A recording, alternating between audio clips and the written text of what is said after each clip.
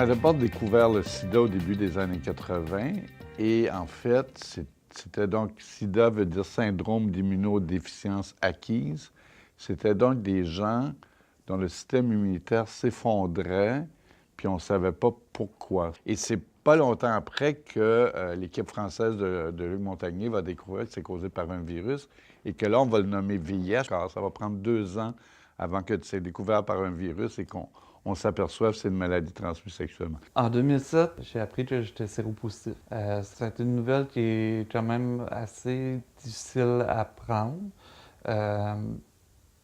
parce que tu sais que ça va changer le reste de ta vie. Il y a quand même encore 2000-2500 nouvelles infections à VIH au Canada chaque année.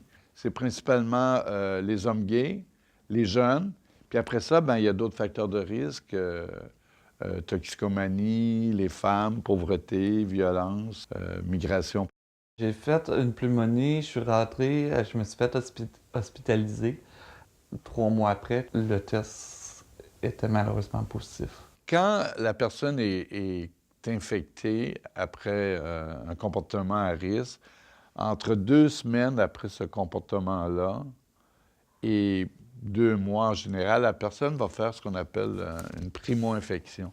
C'est une espèce de syndrome grippal, fatigue, fièvre. La plupart des tests à l'intérieur de 4 à 8 semaines, le test va être positif. Ça nous permet de diagnostiquer plus précocement. Idéalement, ça va être de traiter tout de suite le plus tôt possible. La plus grosse peur que j'ai eue, c'est de finir seul.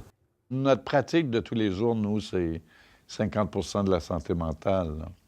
Donc oui, dépression, suicide, anxiété, peuvent tomber parfois dans des problèmes de drogue, après aussi. J'ai tombé dans une dépression majeure. La consommation de drogue a rentré aussi là-dedans pour pouvoir m'évader. On va souvent recommander d'essayer d'avoir de l'aide psychothérapeutique. Bon, il y a beaucoup de gens qui ne veulent pas voir de psy. On est encore dans ces tabous de la santé mentale. L'estime de soi est très, très touchée. Il y a encore beaucoup de stigmatisation. Même dans la communauté gay, il y a de la stigmatisation. Même si tu vis beaucoup de solitude, c'est avec ton entourage, c'est avec tes amis, c'est avec la communauté que tu réussis à pouvoir passer au travers. L'importance de la santé mentale, c'est le message. Après ça, c'est des bonnes habitudes de vie. Le gros bon sens, une bonne hygiène, bien dormir, bien manger, faire du sport. J'ai eu la chance d'avoir un très bon médecin. Elle m'a appuyé vraiment.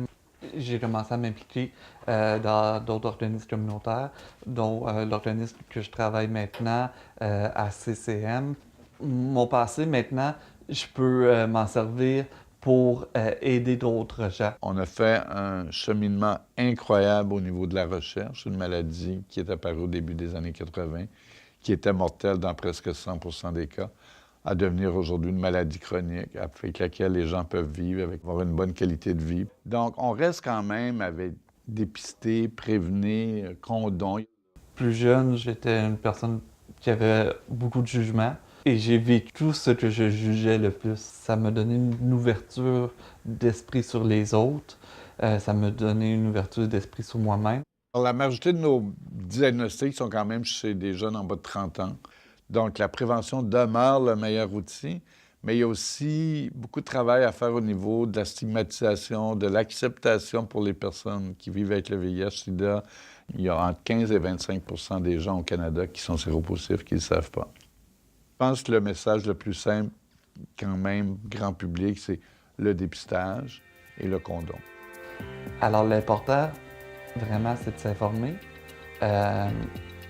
et de se faire dépister.